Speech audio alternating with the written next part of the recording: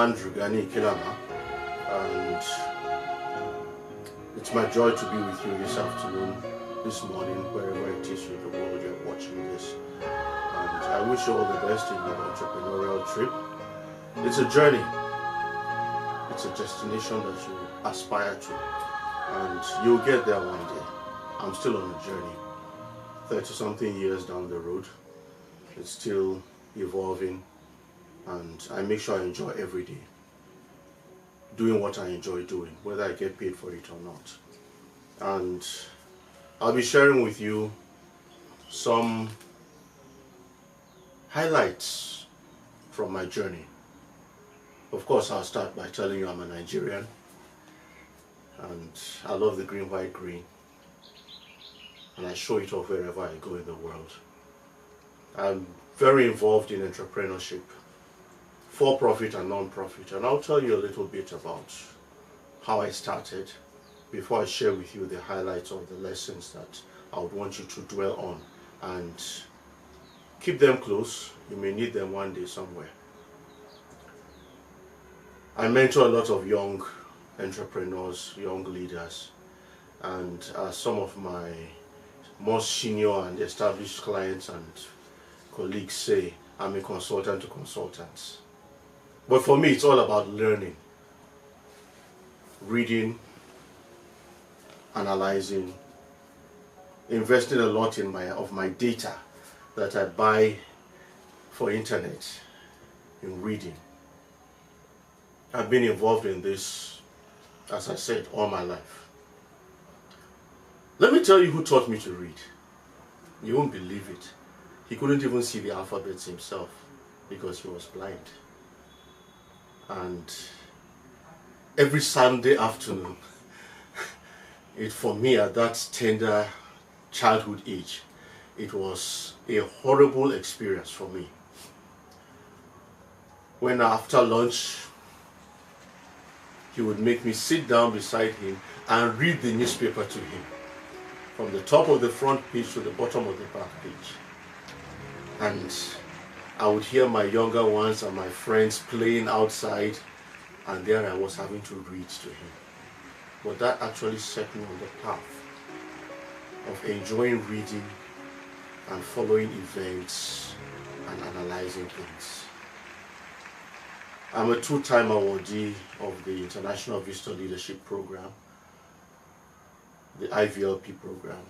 I went first in 2002, and the focus was community service and NGOs. And then I was privileged to go again in 2017, and the focus was Alumni Association Development. Currently, I work for Knowledge for the Blind Initiative as a full-time volunteer, and I work for Wusasa Business School, which I started. Both of them actually I started. Knowledge for the Blind in 2013 and Wusasa Business School in 2011. And both of them are focused on knowledge. The business school gives you knowledge for productivity. The NGO, the non-profit, gives her clients knowledge for quality life. And that's why the title of this video is The Knowledge Entrepreneur. Entrepreneurship is a journey, as I said earlier on.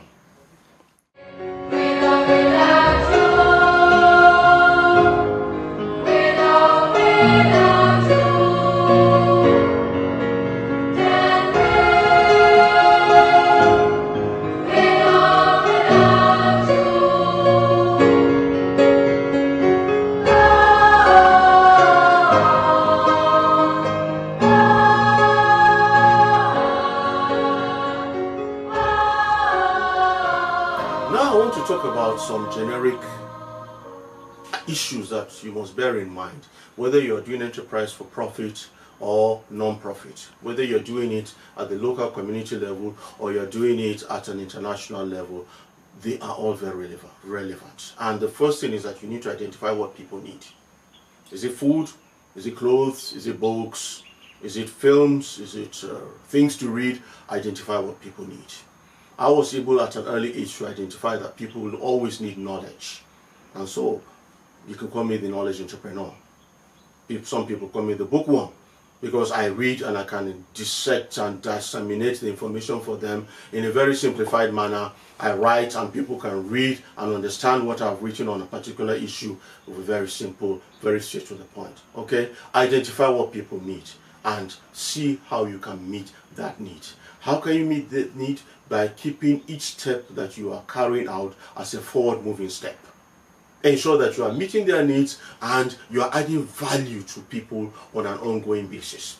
The people may need whatever you're doing for them, for their pets, for their cats, for their dogs, for their monkeys, for their snakes. I don't know. I don't mind. I don't care. But make sure that you are doing things that are meeting people's needs, and so that keeps you moving forward. Keep learning. Keep learning. The internet is a very good resource and you can access it for almost next to nothing. In some places you can even get for nothing. Free Wi-Fi, you know what I mean. And you and I were always on the lookout when we're traveling. We're looking out for free Wi-Fi so we could tell home or tell somebody, hey, we're making progress, or we catch up on our internet, on our emails and all that on social media. All right, keep learning. Identify what it is you want to focus on and keep learning about it. If you think that what you learned last year is still relevant this year, I'll tell you, sorry. Because every minute people are adding new body of knowledge. People are publishing pictures in the hundreds of thousands every minute. People are writing things and publishing them. Websites are being updated. Equipment is changing. Years ago, the lifespan of a computer was 3 months. A generation of a computer was 3 months. You could use it for 3 years, I don't know. But the generation of a computer was 3 months. But today, it's just 3 weeks. You upload it, you set it up, and in 3 weeks, that thing that you thought was the latest becomes obsolete. Why? Because somebody has written a new software. Somebody has done an add-on, a plug-in, and it makes that software that you have old. So you need to now update. And that is why you get updates on an ongoing basis. Your computer is learning, and you that own the computer, you're refusing to learn. Hello? Entrepreneurship is all about keep learning. And then, of course, build your network capital. You're only as good as what you know. And you're only as powerful as the people that you know. So, for example, I work on disability. I work on rehabilitation, I work on knowledge, and I keep learning about them. I keep learning what's going on. I read emails, I'm on the internet, I get information from websites. I have Google alerts. They keep me updated. Why? So that my network capital will grow. What is your network capital? Your network capital is all the people that you are in touch with. Directly, you meet them on a daily basis, or indirectly, you send emails back and forth. You are following them, you are like what they are doing, you're reading them on Instagram, you're following their Facebook pages and their updates, and that is your network capital. If you do not keep it up to date, you will become irrelevant very fast. And I know you don't want to do that, because you want to make progress each day on your entrepreneurship journey. Build your brand. Build your brand.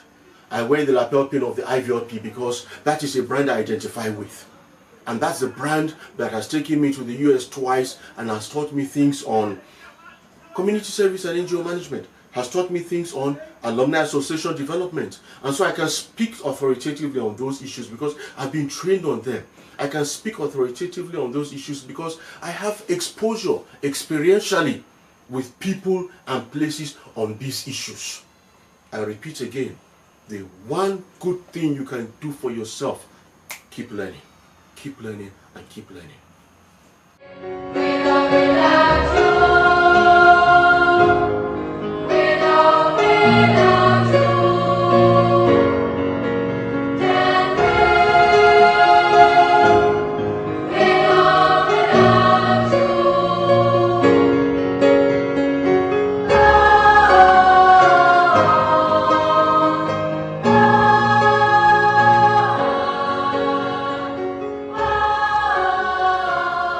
Now let's share some steps that you could take on your entrepreneurship journey so that you could achieve what you want to do, whether it's for profit or not for profit.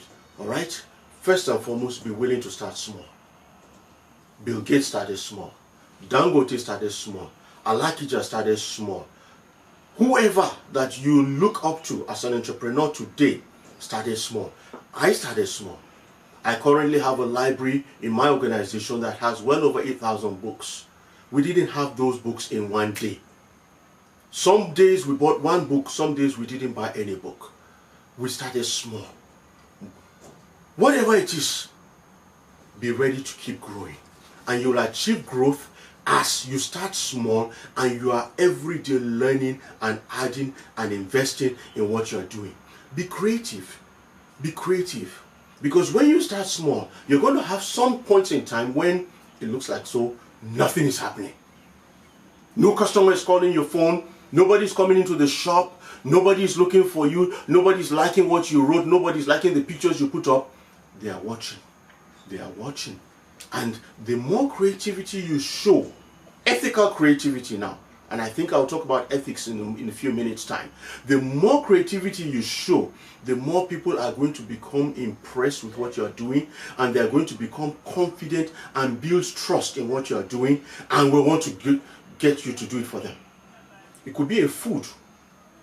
You start by producing 12 bottles, just 1 dozen. You put them in a shop, nobody buys.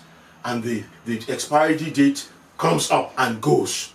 And the shopkeeper returns that crate of stuff to you, and you're like, you didn't make money there. But listen, somebody noticed it. The reason they didn't buy it is because they don't know your brand, and they've not seen it long enough. That is why also you need to advertise. Be creative. Put up pictures. Do you realize that your Facebook page is your personal newspaper? Oh yes, it is. Do you realize that your Instagram page is your personal cinema? Oh yes, it is. Do you realize that your YouTube channel is your personal home theater? Oh yes, it is. The more creative you are, the more you put up things and you make posts and people are liking it and people are noticing it, the more they will come to respect what you're doing and trust. And that is why you need to be ethical. You need to be ethical in the sense that you do not treat people the way you just want to treat them, but you treat people the way you want to be treated. It's a very good guide. Ask yourself, in this decision, in this action, in this design, do I want people to talk to me like this? If you do, go for it. If you don't, then maybe you need to redesign what you have just written, or the pictures, or the captions, and whatever. If you say you're going to give them 12 loaves of bread, do it. Don't hope that they will not notice it is 11. And then you will argue and say you did not give them 11, you gave them 12. Be ethical. Because listen, it has a way of biting back. It either gives you good or it gives you bad, but it's you that makes that decision. Be a doer. Entrepreneurship is all about doing. It's all about giving a service or a product. That's what entrepreneurship is all about. Be a doer. Create and make it available. Write and make it available.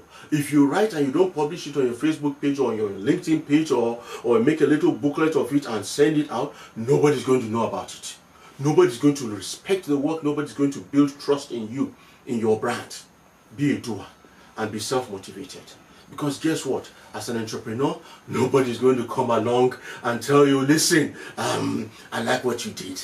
No. That comes nothing less than 3, 4, 5 years down the road. So what's going to happen at that initial period? Be confident in what you are doing. Be confident in what you are doing and brag about it. You've earned the bragging rights because you are an entrepreneur.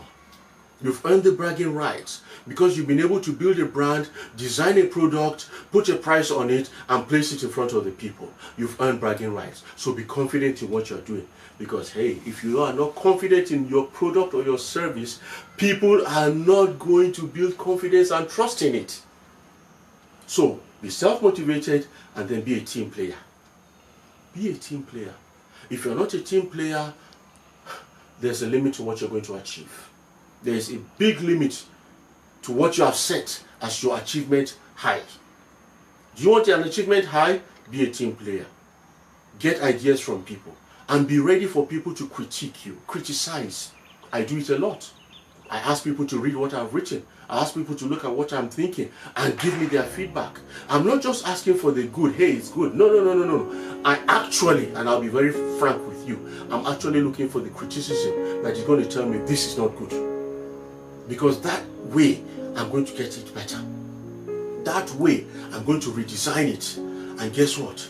It's going to improve my communication level. Communicate your ideas, let people know about it. Set up a website. These things are very cheap these days. Set up a website. Share the URL, your domain name, whatever you call it, share it. Let people visit and give you feedback on what you're doing. And as they're doing that, dream bigger, dream bigger, dream bigger, so that you can improve what you're doing. You did 20 bottles of some organic body cream last month. Don't be content with 20 bottles this month. Increase it. 50 bottles, 100 bottles. Last year, you did 20 people that were able to train and they're totally blind and now they can do things for themselves. This year, look for 200 people. If you don't hit 200, don't be satisfied with 20 of last year. You'll end up maybe at 80 or 150, and that shows that you're making progress. Be successful. Success is a journey. So each day, look and ask yourself, check and ask yourself, what did we achieve today? Who did we help today? Who did we do work for? Who bought our product? Who asked for our services? And ensure that you are monitoring your success level each day. And guess what? Ultimately, you need to remain focused. You need to remain focused. Entrepreneurship is a journey, as I told you at the beginning of this video. It's a journey. And believe you me, the people that started that journey with you are going to have their own experiences. But it takes an average of 3 years for a business to germinate and gestate and start to yield results. Many people that start today with you on their own entrepreneurship journey, just like you started yours, are going to fall. Not because they are bad people, no. They're going to fall because they may not get enough customers, so the business will not make enough money for it to keep going. They may not have enough savings, but that's why it's important that you reduce the amount of money that you borrow when you start business.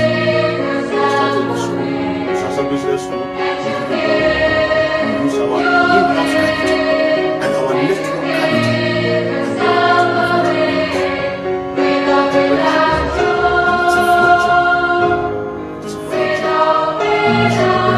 As you start your journey or improve on your journey. Cheers.